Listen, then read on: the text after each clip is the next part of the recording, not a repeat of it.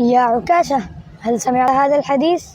قال النبي صلى الله عليه وسلم: أصحابي كالنجوم، فبأيهم اقتديتم اهتديتم.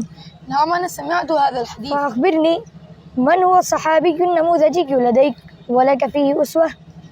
سيدنا علي رضي الله تعالى عنه. طيب، فأخبرني ما هو سيرته وأين ولد؟ سيرة علي بن أبي طالب القريشي والهاشمي، ولد في مكة، وتشير مصادر التاريخ بأن ولادته كانت في جوف الكعبة، وأمه فاطمة بنت أسد الهاشمية أسلم قبل الهجرة النبوية، وهو ثاني أو ثالث الناس دخولا في الإسلام، وأول من أسلم من الصبيان.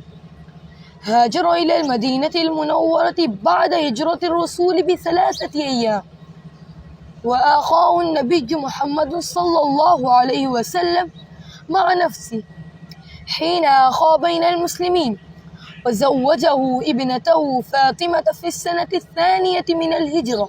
ما شاء الله. أيمكنك أن تخبرني عن غزواته؟ نعم، شارك علي في كل غزوات عدا غزوة تبوك، حيث خلفه فيها النبي محمد صلى الله عليه وسلم على المدينة، وعرف بشدته وبراعته في القتال، فكان عاملا مهما في نصر المسلمين في مختلف المعارك، وأبرزها غزوة الخندق ومعركة خيبر. لقد كان على موضع ثقة الرسول محمد صلى الله عليه وسلم، فكان أحد كتاب الوحي وأحد أهم سفرائه ووزرائه. لقد ازددت حبا له، زد من صفاته.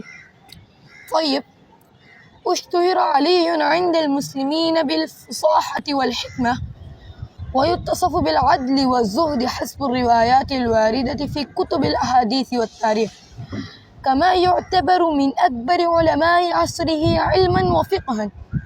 استشهد علي رضي الله عنه على يد عبد الرحمن بن ملجم في 21 رمضان سنة 40 هجرية.